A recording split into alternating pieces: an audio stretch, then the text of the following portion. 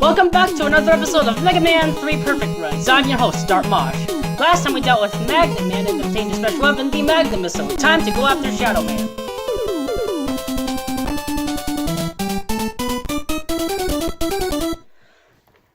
Let's begin. Alright. Did you see that new Shaman? Neither did I. Let's continue on. So these yellow things, they're called Mecha Heroes, and apparently, if it wasn't apparent enough, you can shoot, they're too low for you to hit.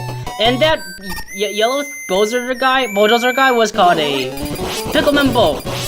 And whoever this guy is really easy. One of the easiest mid-bosses in the entire series, I think. I don't know what are you doing here. I don't know what you're doing there. You're way too easy. Right. Some Petter keys. And this thing up here? Yeah, that thing up there is called a hologram. It can turn the stage black. And these are walking bombs. Now, if the hologram is off screen, don't worry. The stage will revert back to normal. Now, the walking bombs, their blast radius can actually hurt you, so be careful about that.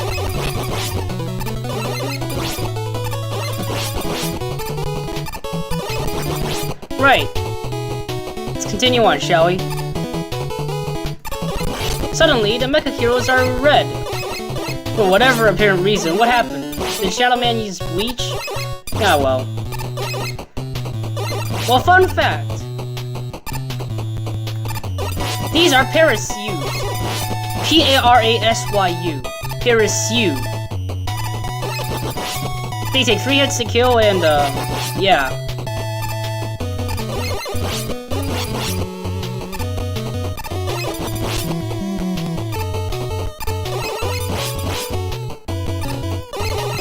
Alright, nice. So, these dragonflies are called Yambos. Yeah, we'll see them later, but for now, let's deal with Shadow Man. I need to be a bit quiet here because you have to react to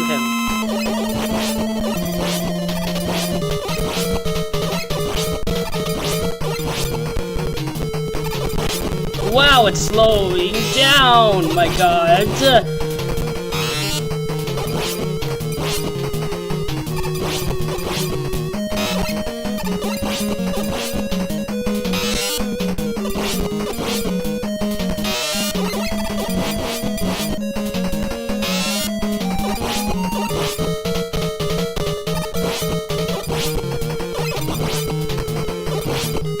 Alright, Shadow Man is down. Wow, I never expected myself to actually get him down in 7 minutes.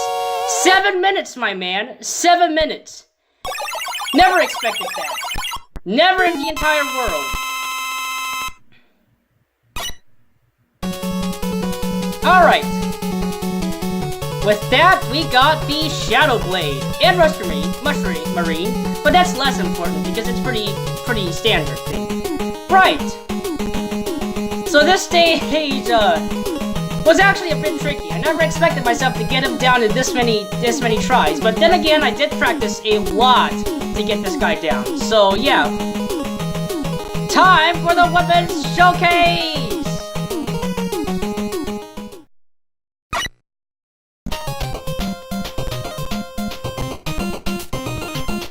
Time to showcase the Rush Marine. Basically, it's Rush, but it's a submarine.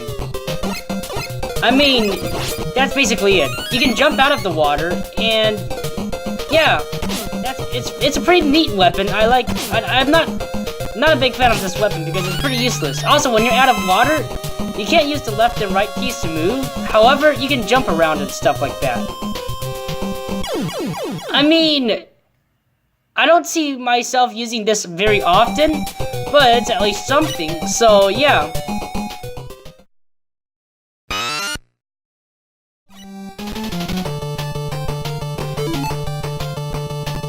Time to showcase the Shadow Blade.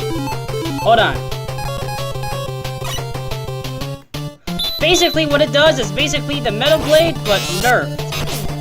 First of all, it's like a boomerang this time, and you can only aim in 5 directions. You can't aim down, you can't aim downwards, So it's a pretty good nerf actually. I like it. Now, here's something neat about the Mecha Heroes. When their eyes are closed, when they're on the ground with their eyes closed, Robot Master weapons do nothing on them. Is this the case with the Buster? I think so as well, but yeah. But yeah, it's a really interesting. I'm not sure if it's intentional, but you know, it's a really good weapon, I think, this thing. And also has a lot of ammo, just like the Metal Blade, although not as much as it, I think. Still a really good weapon though. It's really useful. It kills, it's not as powerful as it, also it's not as powerful as it. In other words, it doesn't do as much damage per blade. You know?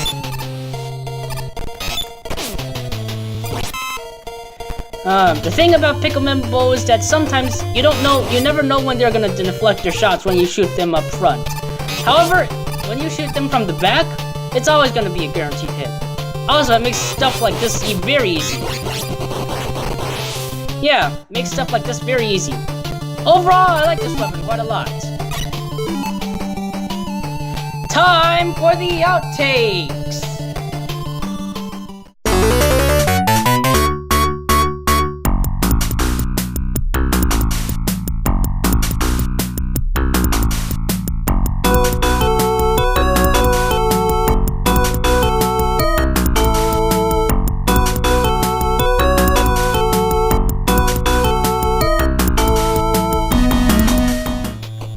These are Mecha Heroes. They can... Crap. Nah, crap, I got hit because I was too stupid. Oh well. Wow, the controls feel a little laggy, Mike. Alright, that was my fault. Never in the name of Lord Jesus Christ would I ever be able to believe that I would take down Shadow Man in 7 minutes. 7 minutes! My god. I mean, but then again, I did practice Shadow Man for quite a while. What I mean quite a while is like 3 to 4 days, but yeah, I'll rate him fairly. I give Shadow Man a 5 out of 10. The reason is because I had to compare this fight with Quickman's fight. So, the thing with Quickman is that he is, the thing about Quickman and Shadow Man is that they seem intimidating at first. However, if you practice them a lot, they're not too terrible. The thing, so let's see what Quickman's fight is. Quickman's fight, you must keep track of a lot of things, which wall he's running against, because that'll tell you how many jumps he's gonna do. And even then, if you know how many jumps he's gonna do, the jump heights are gonna be random, his speeds are gonna be random, and because of the unleveled terrain there in his fight, you gotta do a lot of stuff. You gotta be prepared for a lot of crap to happen. However, Shadow Man, his fight is rather simple. He jumps 2 times, and then he does something random, and then he jumps 3 times, does something random, jumps 3 times, does something random, jumps 3 times, does something random. Now, when I say he does something random, I mean either one of 2 things. He either slides at you at supersonic speed, or he's gonna stand still and do a delayed Shadow Blade. Delayed Shadow Blade. Which is the reason why many perfect runners don't like this guy, because they're easily caught off guard by the many things he's gonna do. However, if your reaction speed is quick enough, you know, it's not too difficult. It's basically a test of reaction time. I have to extend my thanks yet again to DaveMan1212 for coming up against with a strategy to help deal with Shadow Man. Basically, you know how he slides under you and then he jumps, and then he starts jumping again because you passed over him? Well, if he does 1 Shadow Blade, you know, like after 3 jumps he throws 2 Shadow Blades, right? After doing 1 of those, you know, you're basically at jeopardy here. if you do not pass under him, he'll continue approaching you, right? And then once he stops doing that third jump, you're basically at the mercy of whether or not he's gonna throw Shadow Blades or he's gonna slide at you. So basically, that's why many people don't like this guy, because they are way too easy at it's way too risky. He's way too luck-based. However, you know, Daveman 1212 came up with an excellent strategy. After the third jump, he's gonna slide. You slide under Shadow Man, and then you avoid the crisis. It's simple enough, right? However, sometimes this third jump may be a short hop, right? So, I took his strategy and I tweaked it a little bit. What I basically did was that I see whether or not he's gonna pass that middle line. You know what middle line is? What I mean is the center of the room. If he passes the center of the room, right? That's when you're supposed to slide under him. It doesn't matter if he's not yet at the center of the room, and he already did his second jump. There's no need to pass under him. Just wait and see what he does, you know.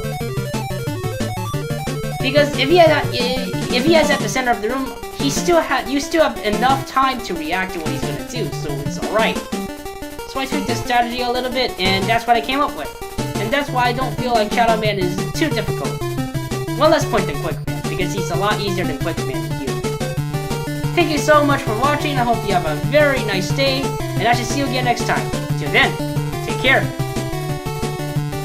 Also, subscribe to my channel.